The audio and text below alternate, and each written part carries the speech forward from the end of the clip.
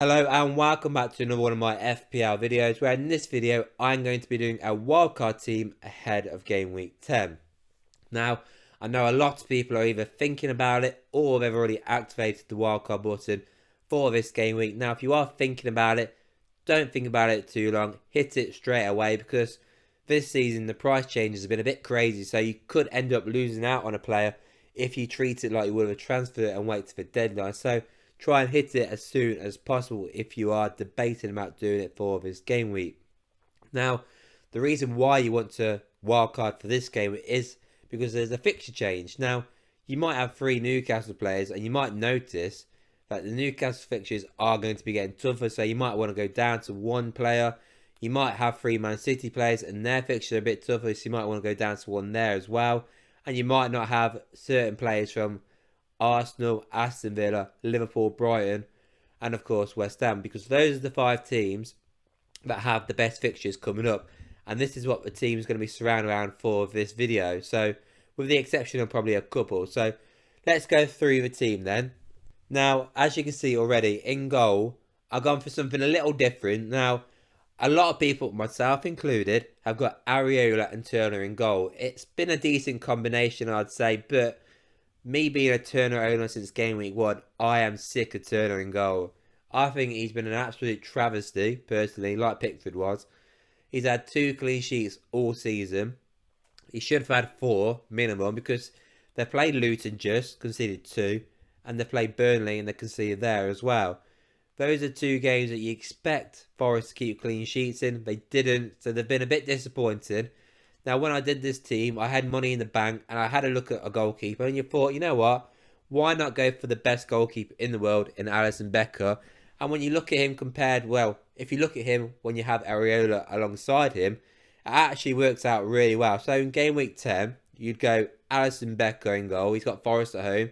But if you want to go for Areola, he's got Everton at home. I completely get that. That's a good way. That's a good goalkeeper to have for that game week. Game week 11, Liverpool, they've got Luton away, so you realistically you wouldn't go for Liverpool goalkeeper, whereas West Ham, they've got a tougher fixture at Brentford. Game week 12 is a little tougher for Liverpool. They've got Brentford. They are at home, but you'd probably rather go for West Ham, who have got Forest at home. And then game week 13 is a tough fixture for Liverpool. They've got Man City away, whereas West Ham, they have Burnley away.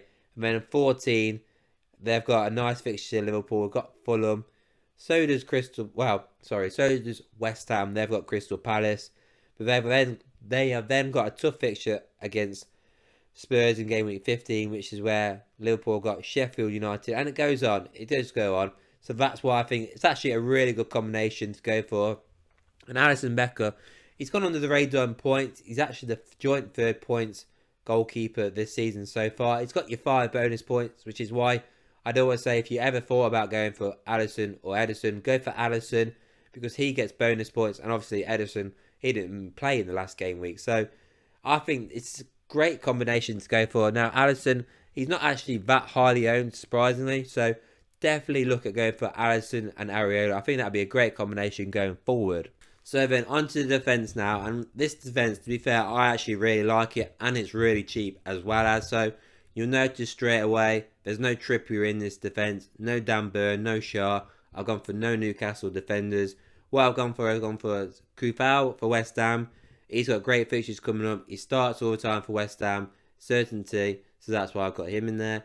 Simicast, Robertson's out for a long time now. He started the last game. He's 4.5 million. He's an absolute bargain. And Liverpool have got some tasty fixtures. And that's what you want. You want a 100% starter as well, like Alisson is. So that's why I've gone for him. And then Gabriel, yes, he didn't start at the start of the season for Arsenal. But I think Arteta's realised he made a mistake. And he started since. And he's got a great fixture, particularly in game week 10. Then on the bench, you have Dunk. Brighton's fixtures coming up are really good. So you want at least 1 defender, probably, for Brighton, and you want somebody who's going to start. Dunk, he's the captain, he starts every game, so that's why I've got him in here. And I've gone for Tyreek Mitchell. I mean, you could go for a Gay or Crystal Palace, but I've got him on there.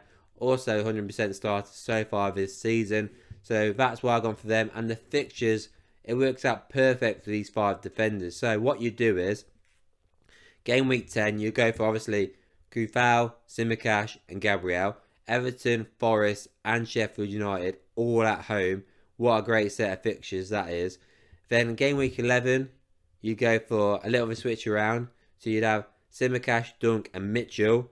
Because I do think, obviously, Kufal's got a tough one against Brentford. And I think, obviously, Newcastle's going to be tough for Gabriel. Game week 12, then you'd swap it again. You'd have Gabriel, Dunk and Kufal. And then game week 13, which is quite a tough fixture run for quite a few teams, you can then have Kufal, Mitchell and Dunk. So it works out perfect for those defenders swapping around. Easy fixtures then for all four game weeks it works out to. And I think you can get a lot of clean sheet points there. So that's why I think it's the perfect combination to go for those defenders. No point going for, I mean, you could go for obviously Trent Alexander-Arnold, but it costs nearly 8 million, whereas Simicast is 4.5 million. So I don't feel the need to go in for like a Trent. Trippier has done really well recently, but their fixtures get a bit tougher for Newcastle. So I feel like it's probably best to avoid Newcastle defenders right now. So I just feel like that is the perfect combination to go for. So that's why I've gone for those 5 defenders alone. Onto the midfield now, and I'm not going to lie, I really wish I had this midfield. I don't own a single player here. This is an absolute killer for me. So first up is Mohamed Salah, Liverpool. The guy's got 4 goals now in 2 game weeks. So since I decided not to play in my team, he's gone and bagged and made me look like an idiot. So 4 goals in 2 game weeks. That's absolutely crazy. Now, if you even watched the Everton game, he was a bit quiet to be fair. So to come away with 2 goals, 3 bonus points, was a bit of a killer for me. I mean, he's got more goals now in the last 2 game weeks than he did in the first 7 where he got 3. That's absolutely insane. And he's returned in every game except from 1, which is just Mohamed Salah really for you, isn't it? And then the next 2 game weeks, he's got Nottingham Forest in game week 10 and Luton in game week 11. So, God, he could hurt me even more. So, if you are thinking about doing a wildcard team, put him in your team straight away. Don't even think about it, because that guy is going to absolutely ruin people. Another player on here who I really wish I had, Jarrod Bowen. He's got 6 goals in 9 games. This is a Jarrod Bowen of a couple of seasons ago, isn't it? He's been on fire for West Ham this season. He's even got 1 assist to top that off as well. And his next 4 fixtures, 3 of them, he's got Everton, Forest and Burnley. So this guy can only get more and more impressive, I'm telling you now. And even sometimes he plays up front for West Ham, which is another bonus for you. And he's always playing 90 minutes. David Moyes does not seem to take this guy off. So for me, Jarrod Bowen's also got to be in the team.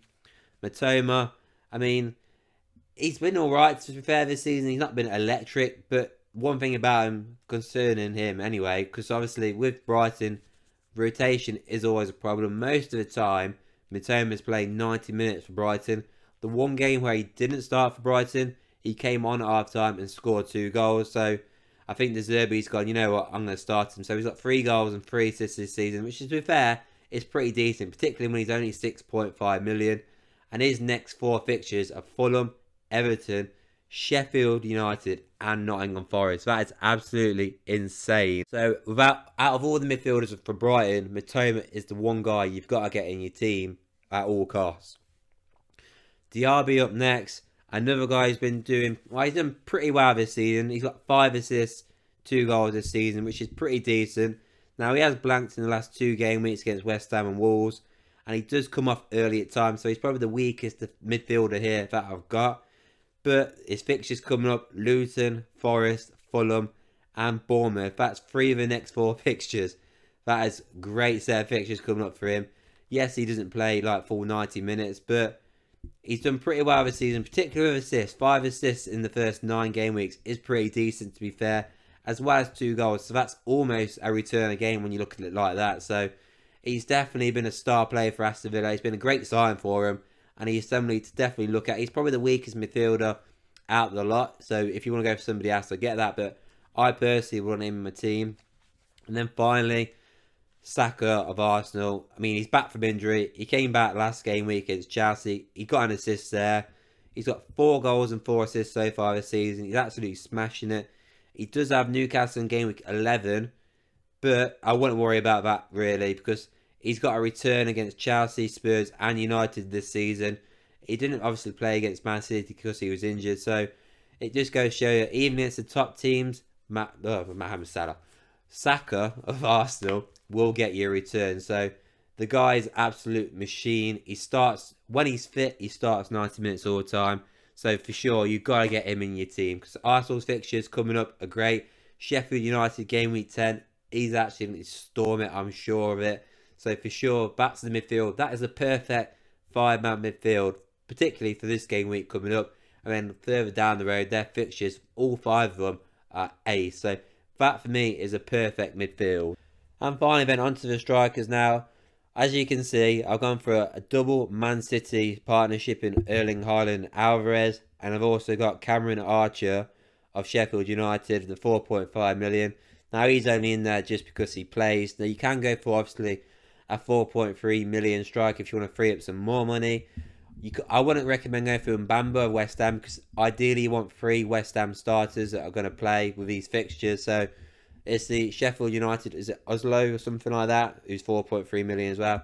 So you can go for him for a bit, 0.2 million extra in your team. I've just got Cameron Archer here, but yeah, you can go for him.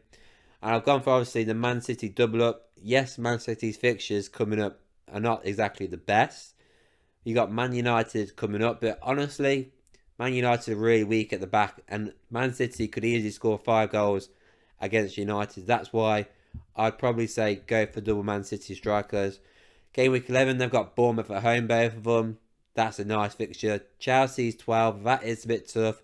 Liverpool, Spurs, Aston Villa, that isn't an easy set of fixtures coming up. So what you could do, if it's not working out, let's say against Man United and Chelsea, they're both blank or 1-1 blanks, and both of those games, you might want to debate getting one of them out, because let's face it, I've not gone for a Man United player who have actually got decent fixtures. So you could go for a Højlund, but Man United aren't exactly getting the ball to him at the minute. So if by game week 12 that has changed, then yeah, you can go for him. Or you could try and free some more money up and get Ollie Watkins, who's been in some good form this season. So there is options out there to go for different players. But I think obviously Man City are Man City. They can score against anybody. So yes, it's a tough run for Man City, but they can easily score several goals. Erling Haaland can get an hat-trick in all these games easily. Don't be surprised by that. So that's why I've gone for double Man City, because Man United fixture, I don't think it's going to be a problem for them. Maybe between 12, 13, I might decide to take out Alvarez possibly and try and get in, let's say, an Ollie Watkins.